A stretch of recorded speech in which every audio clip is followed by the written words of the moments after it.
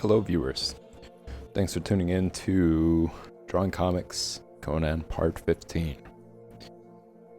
I will be, as I mentioned from the previous stream, drawing Conan the Barbarian by John Buscema, one of my favorite artists. Highly encourage you guys to check out the first episode, or I think it's even in the highlights section of Twitch, where I talk about John Buscema, his life, the process of him turning into a comic book artist at Marvel. Just giving you guys also some examples of his work. His beautiful illustrations done, sketches that look like finished pieces. Just giving you a peek into his life and his work and his love for comic book art. So if you haven't checked that out, highly encourage it. Take a look and see in the collections tab.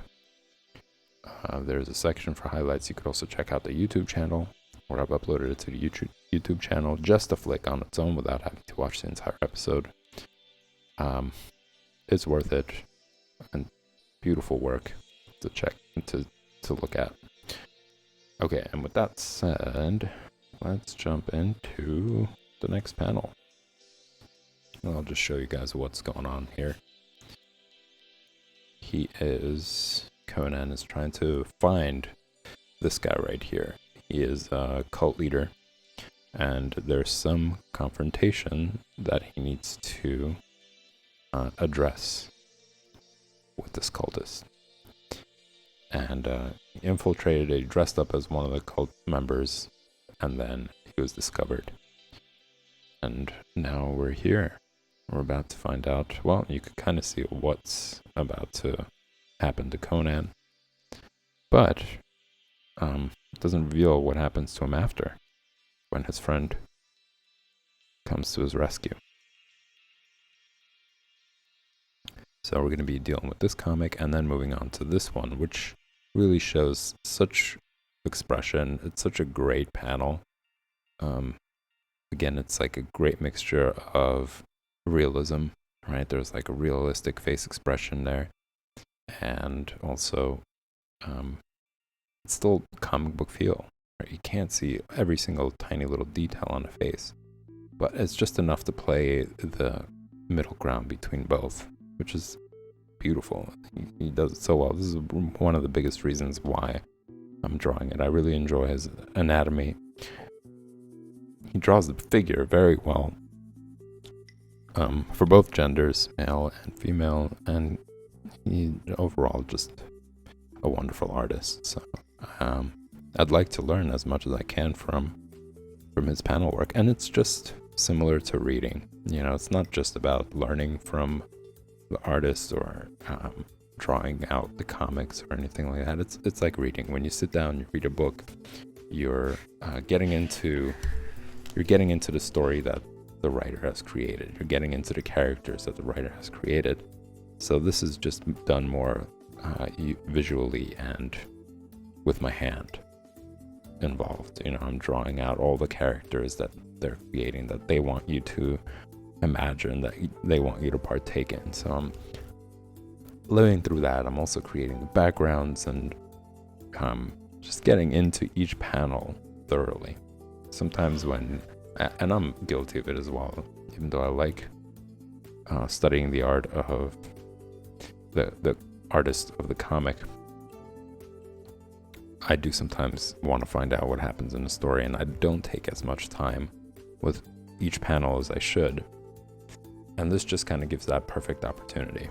I'm able to really sit there and study and look at all the little details that go into creating a panel, the face expression, the characters, that sort of thing, the backgrounds.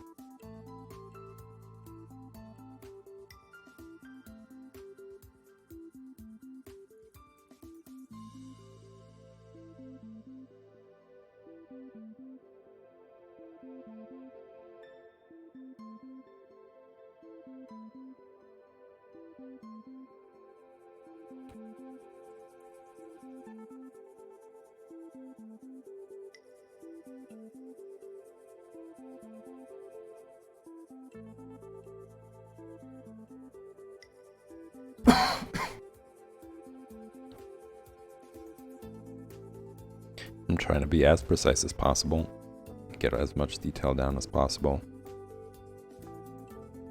to train my hand-eye coordination.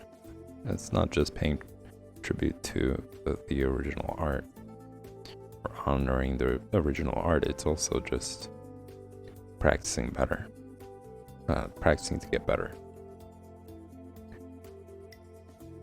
It's not just about reading as well, it's also improving all at once.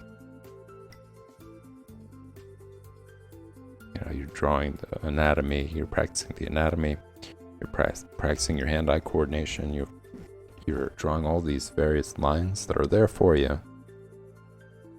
You don't have to come up with them. And all that improves your drawing technique. Similar to the more books you read, the better you get at reading, right? You become faster, you understand the words better, you recognize certain words, whereas before they were brand new to you and you had to look them up to understand what they meant. So it's the same idea here.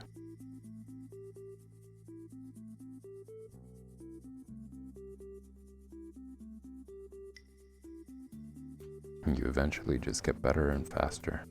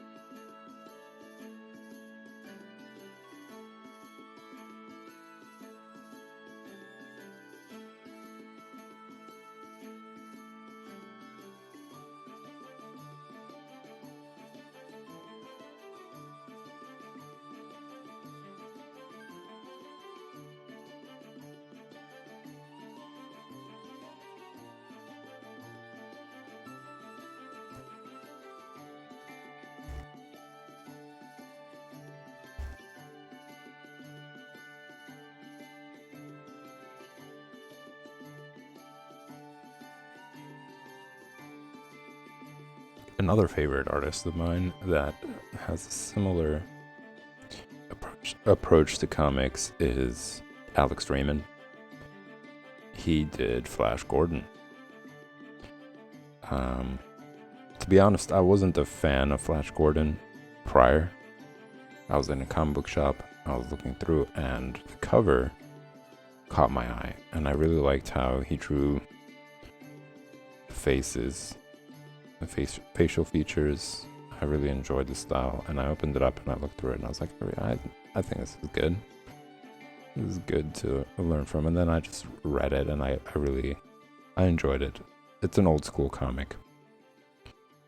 It's from the, I want to say 50s, 60s, more like 50s.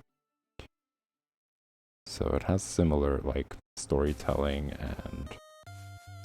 style, and the art resembles it. The dialogue is also very old school. It has like this poetic romanticism about it, which I think is fun.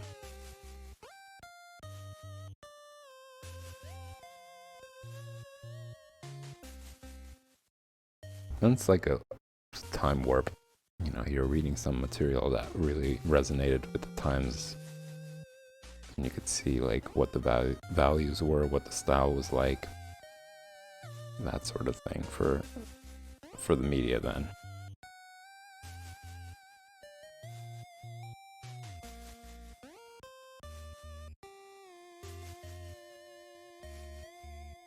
So I'll be showing you guys that soon. Showing you his art. Just some preview pages.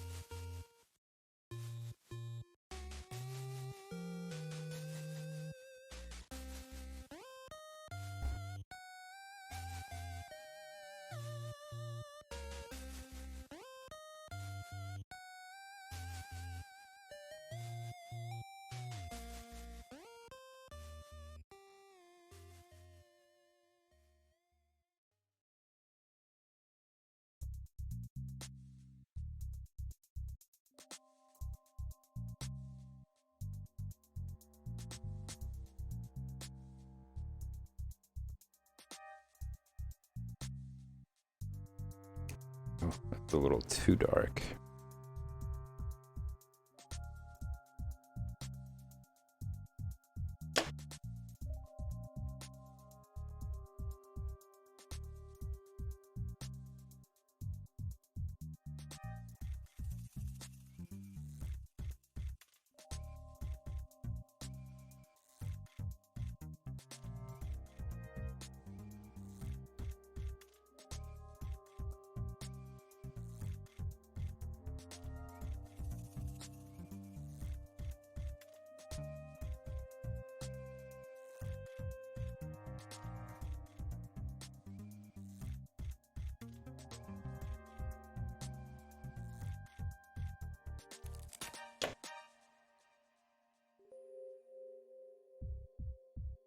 He has very expressive lips, and I don't want to miss that opportunity.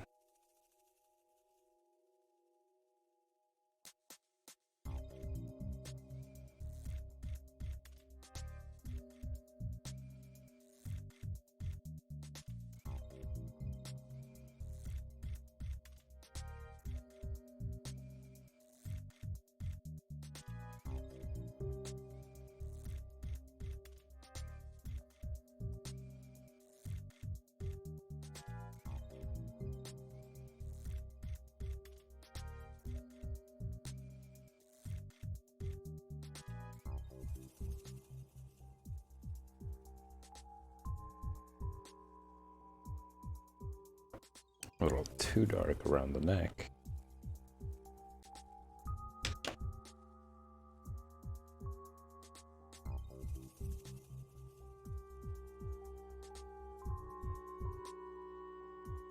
I get very invested in the blue pencil process. I like how it looks, to be honest. Like, it's not just about the procedure. You know, like, okay, well, this is gonna give more playroom for me when it comes to pencils, or it's gonna be easier for me to like pencil over this. It's really just, I like the aesthetic of it. It's one of the biggest reasons why I picked it up, because it's not really that important nowadays, you know, with digital work. I could be wrong. You know, I could be wrong that maybe more in like the professional comic book industries, they're still using the blue pencil because people are working off of comic book paper and then they're scanning it in to get everything in proportion. Because even if you take a photo, like if I take a photo of this, it's not going to be as precise as scanning it in. You know, when you scan it in, it's making sure that everything is at a right angle. If you're tilting your camera a little bit too far up and down, or up or down, left or right, it's a total game changer. It changes the entire image, really. So just a quick note here, starting a new panel, so I'm going to be following the same process as before. I'm going to shape, I'm going to draw big shapes. I'm going to pay attention to the relationship between objects. So for example, how far away is the speech bubble from the frame in a reference? It's not supposed to be way too far. And then how far is this part of the head, or the hair rather, from the frame. So that's something to keep in mind. It really helps shape it properly in the panel. You don't want to start by going into detail and then being like, oh, whoops, like, where am I going to go with the rest of his body? It's not present in the panel. And this really is helpful when it comes to working from references. That technique, comparing the space between objects, that technique is mainly for references. It's still useful when working from the imagination, but I find that I pull out that tool, from the tool belt of all things that help you draw better. I pull that tool out more frequently when I'm working with the references. Working from references, working with references.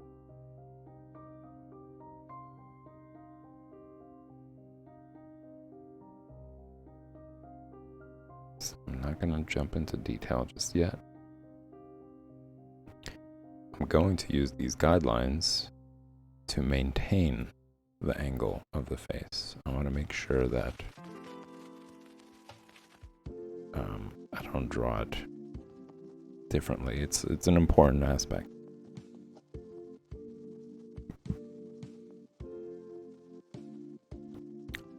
It makes the panel more dynamic,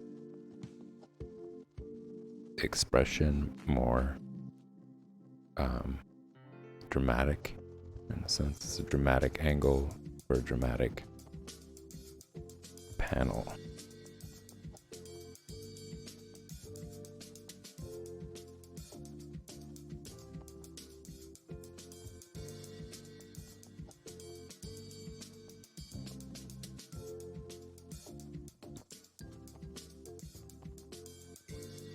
You can draw the nose there, just like a general shape for it.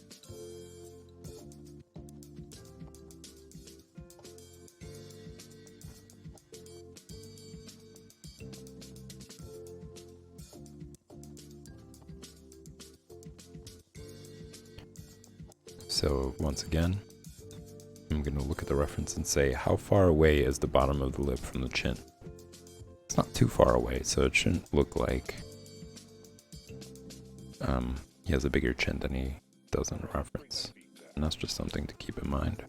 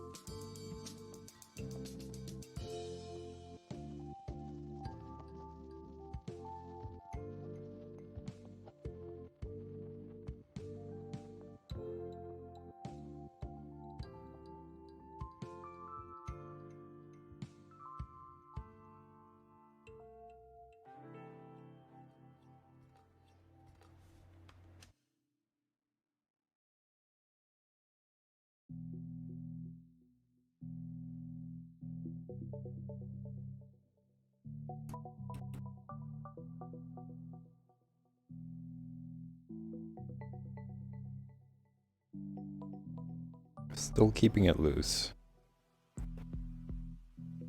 I just forget that sometimes because when I'm looking at it, I'm like, oh, this is such a great face expression. The eyes look so cool. And then I start trying to shape it. As opposed to continuing to sketch.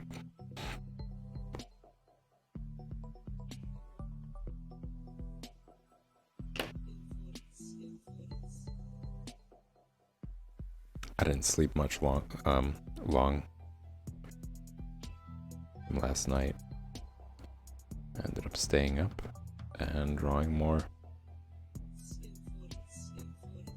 Talk about bad habits. That's a bad habit. Just really do enjoy working at night.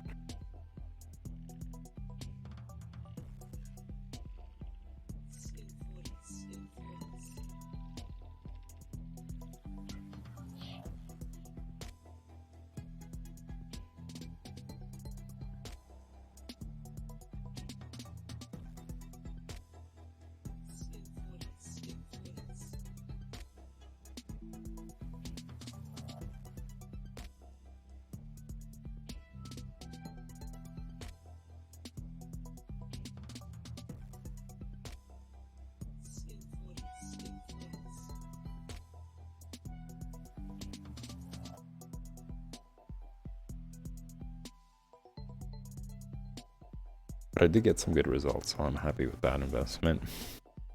I spent more time on it, I got further in it. On of the project, actually, that I'm working on. You guys can check that out. It's pretty much every day for now. 8 p.m. Eastern Standard Time, right here on Art Lounge on Twitch, where I do more personal work that doesn't really have anything to do with comics. Which doesn't mean that there won't be any, but it's just an opportunity for me to draw whatever. Whereas these are very specific streams, like I am drawing comics for the comic stream, and I'm working with figure drawing basics in the other, whereas the project stream is just purely whatever I choose.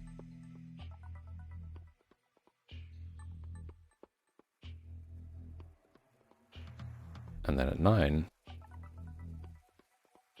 I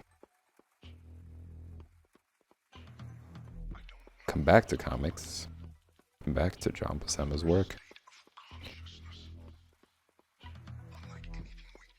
and I do coloring.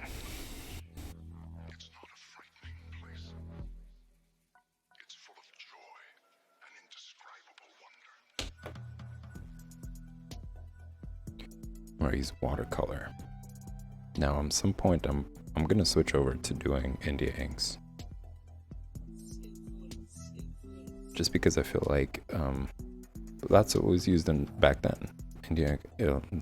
Dr. Martin's India inks were used on acetate paper to color the comics. And I think that India ink is just more opaque while maintaining its brightness. So I might visit that to see how I enjoy that process compared to watercolor.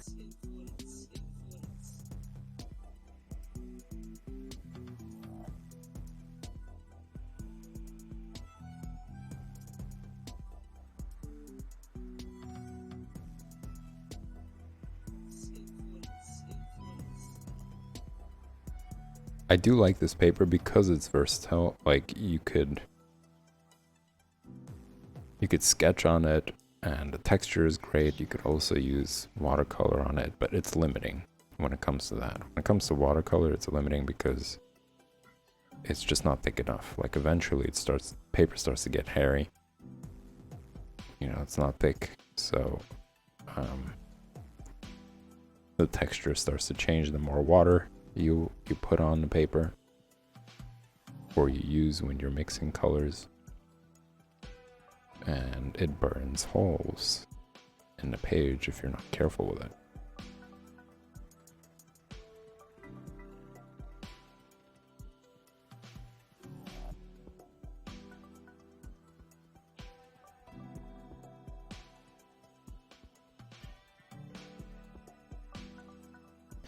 Still don't want to give into a tutorial. I do think about it because I'm like, I would enjoy the process so much more if I just watched a quick tutorial on watercoloring. And if you guys were part of last night's stream, you'll notice that there was no watercolor session. Not because I didn't want to do it, I was actually looking forward to it like I do every time I sit down to do it. It's just that 1 hour on the project just didn't seem like it was enough. You know, I really did want to get further. I feel like I spent way too much time on the project. And a lot of it has to do with, well, I'm spending too many days, rather, let's just say that, too many days on the project and not enough time each day to get a lot of stuff done. And right when I'm about to get into the groove and like really start to see more detail, really get into the digital art form, which is different. You know, you definitely have more control over your lines doing traditional style work.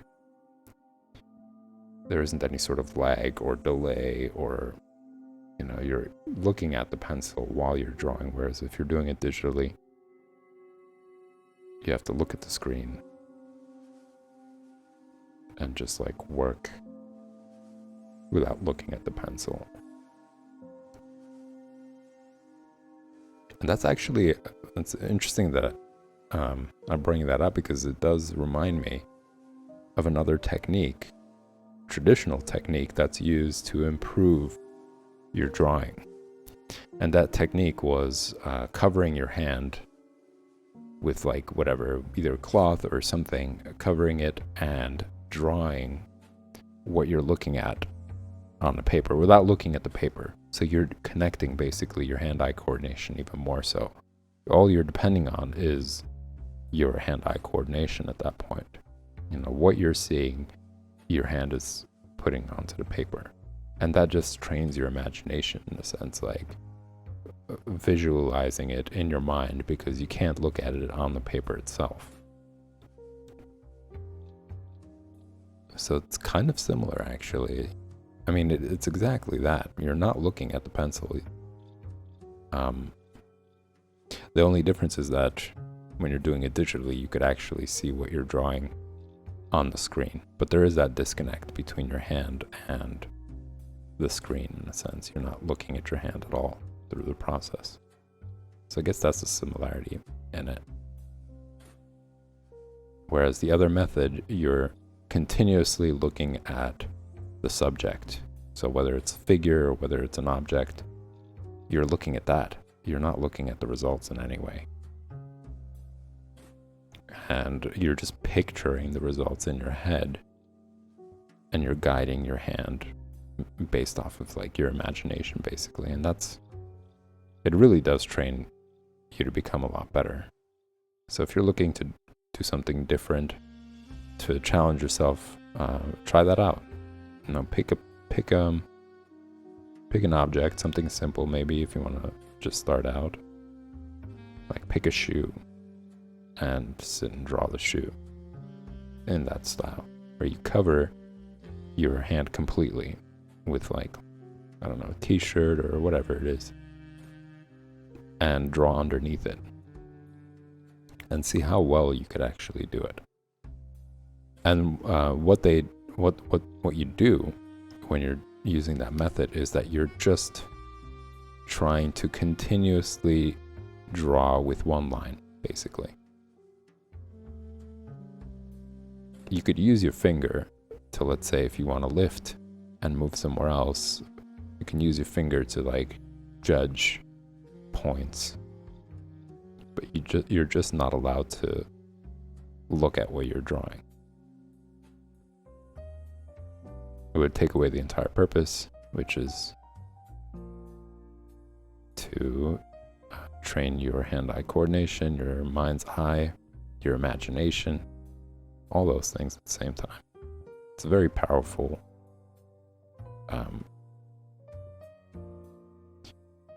drawing lesson, let's just say. Improve your drawing techniques.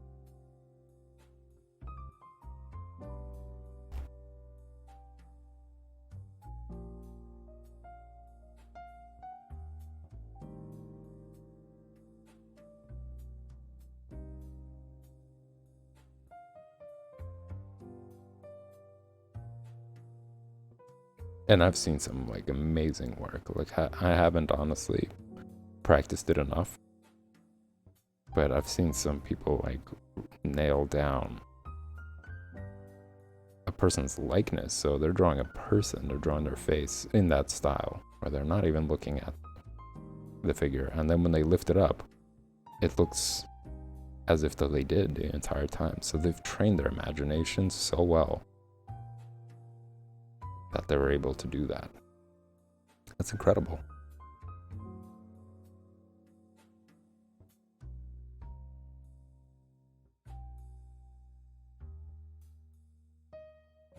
And just another thing that anybody could do as well, with dedication and practice.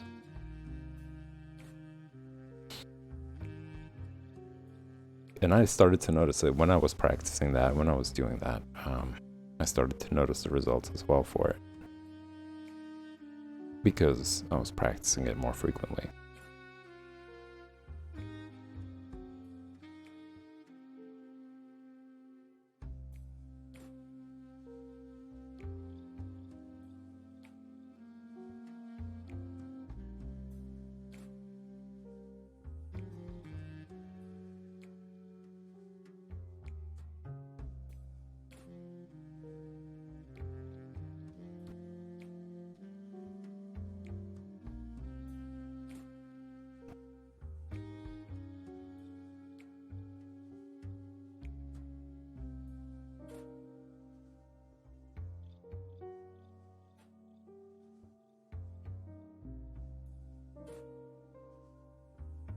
And this is a long time ago. This is like when I was a teenager. And I got an internship working at like this modern art museum. And they offered some drawing classes there as like a perk for having an internship as well. So I would just go and sit there and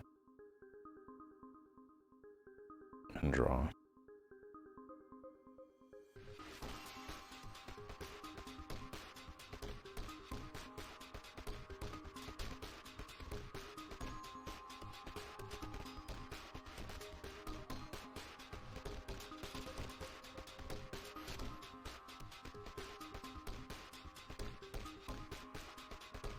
I think if I had a time machine, that's something that I would tell myself to do. To draw more.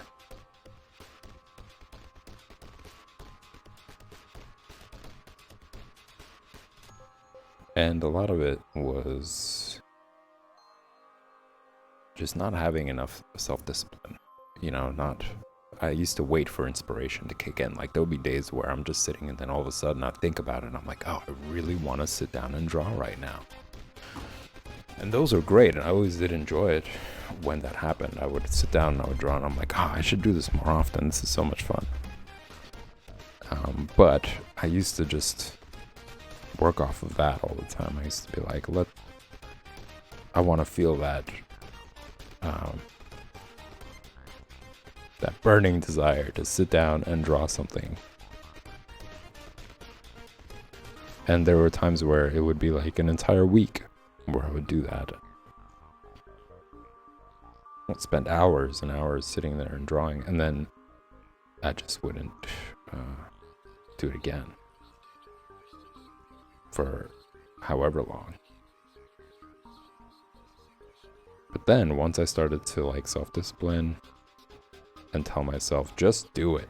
Don't sit, Like, that's why that video resonated so much with me, was because it really highlighted how true that was. Like, you know, at some point I was just like, don't even think about it. Why?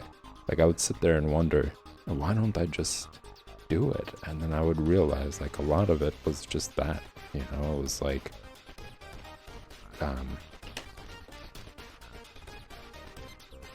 like giving into any type of excuses that would come up. Oh, I'm not feeling it right now, or I kind of want to do this, you know, maybe I'll do it in a couple of hours or in an hour or something. And then I would just I wouldn't sit and do it. Those couple hours would roll around and I'd still be doing something else. And then I would notice that in my mind, it would be something like, you know, that idea would pop into my head, like, oh, I'm about to go and sit down and do this thing that's really important. And I just wouldn't do it because of that idea. But then once I started to tell myself, like, don't think about it. Don't sit there and like rationalize it or feel it out and be like, how do I feel about it? Do I want to, you know, or do you feel frustrated? Maybe that's why you don't want to sit down. And like, once I just said, don't even allow those thoughts to come into your head, just do it. Like, almost robotically, just sit down and start doing it. And surely enough, when I would do that, I would get pretty good results. Like, I would sit down and then that drive, that desire, and that fun that I would have from drawing would all just pour back in. And then I would like remind myself, like, oh, this is great. Why don't I do this every day? That's when I really started to notice difference, when I started to self-discipline myself to just do these things. Not wait for any inspiration or good reason.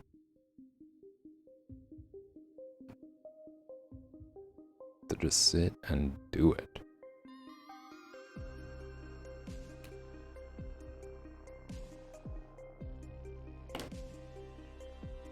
If you guys are present in the previous stream, this might be just a review, but that's basically what I was talking about for those who are just tuning in.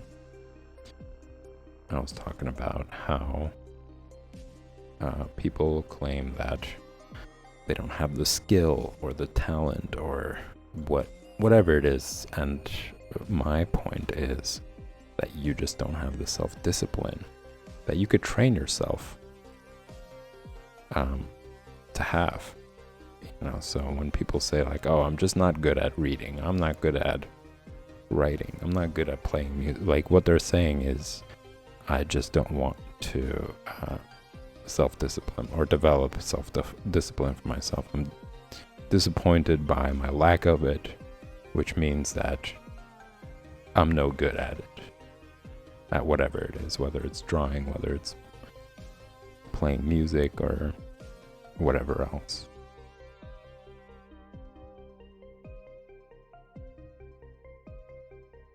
I'll be like, oh, my parents are that way, so I see why I'm that way, so that must be why I'm not, you know, they'll start to come up with like all these reasons of why they can't. And almost all of them are false. Like, you're just saying, I don't want to discipline myself to do it.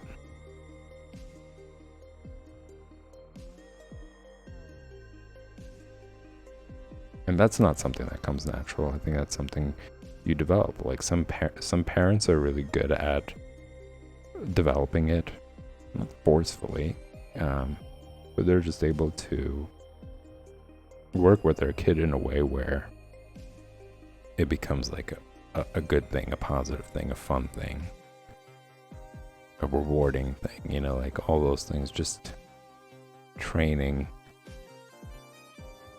the kid to be more self-disciplined and independently self-disciplined as well, not just through the parent. Yeah, there are all these things that play into it that make it easier for some people than others, but it just doesn't mean, what I mean is, it doesn't mean you're incapable of obtaining that yourself. if that wasn't the case for you.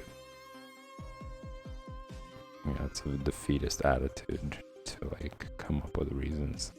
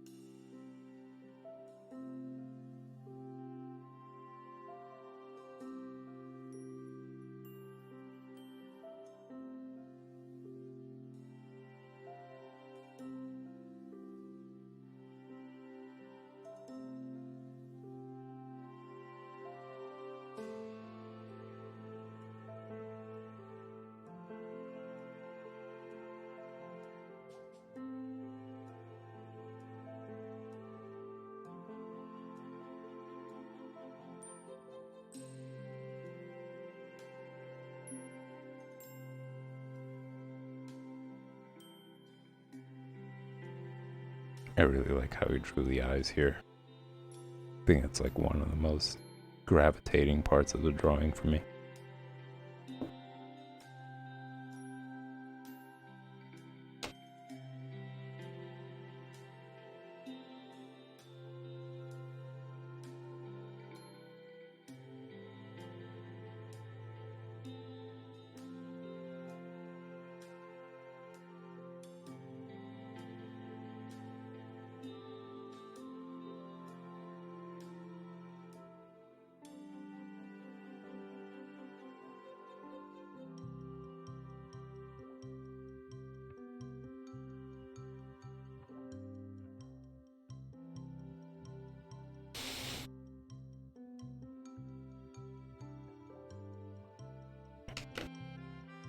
It's also at an angle, and I don't want to.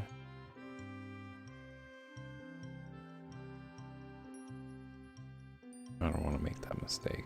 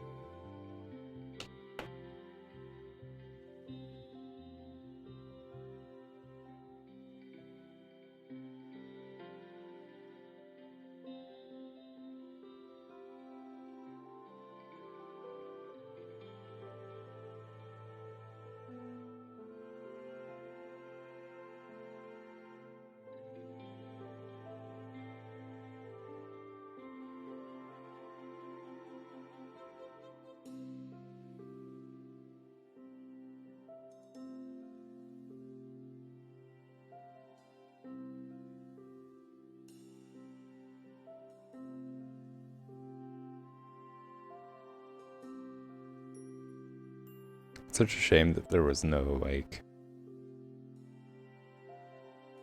speed painting process. Not speed painting, but just, like, videos recorded of that time of somebody drawing like there are now. Because I feel like illustrators from back then were just so good. You know, they really put in a lot of time and effort into drawing, so it'd be cool to see like how they drew, what their process was like, and how different it is maybe from modern day. I wonder if there is anything else, anything like that out there, like just unreleased footage.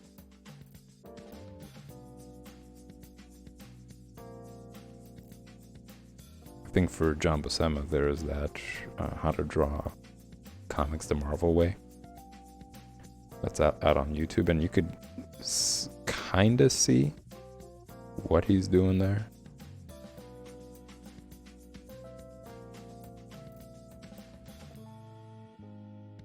There are moments where it like pans in on him drawing, I believe, from what I remember vaguely.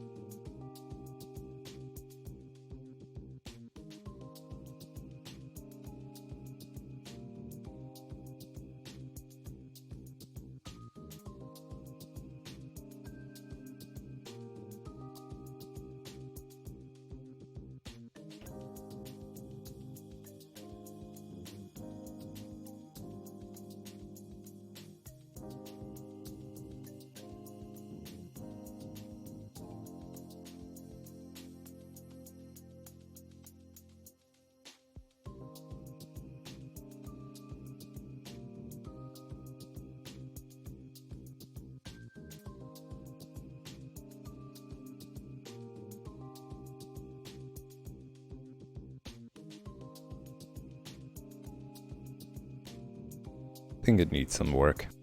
Might have to redo the eyes. They're a little too close, too far from the nostril. Like, I think this gap, and this is like a common mistake that happens, but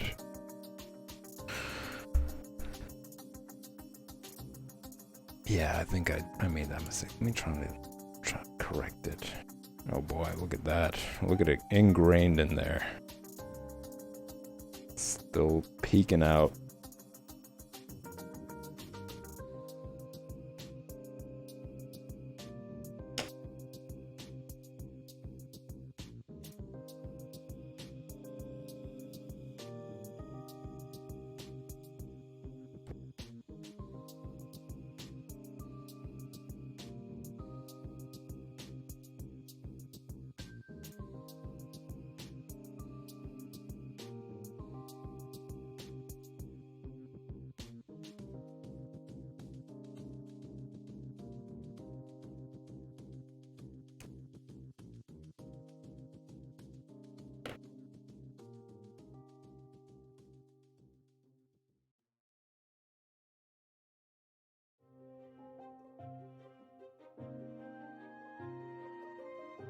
always trying to be mindful of that part of the face drawing. Like, how far away is the tip of the nostril from the eye? Just the nostril, to make it more simplified. Well, it's just, again, it's that paying attention to the relationship between objects. In this case, it would be the eye and the nostril.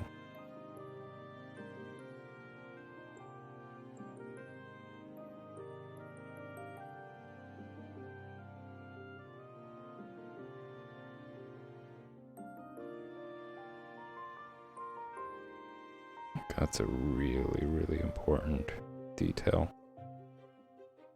That could that could just mean or show a good drawing or a bad one. Like, even if you do all the little details and hair and, you know, the other parts of the face, you just really put in all that time and effort. If that's off, it doesn't matter. There's no saving it.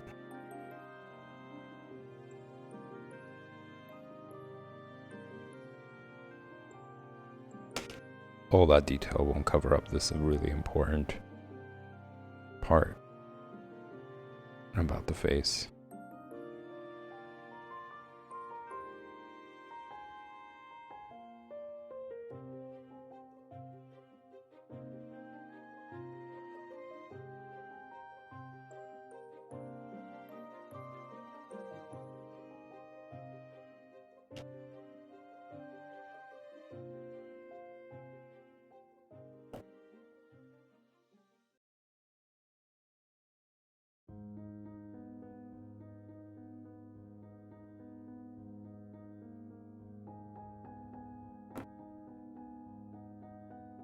I wanted to define it early on, and now I'm paying for it. I have to define the eye.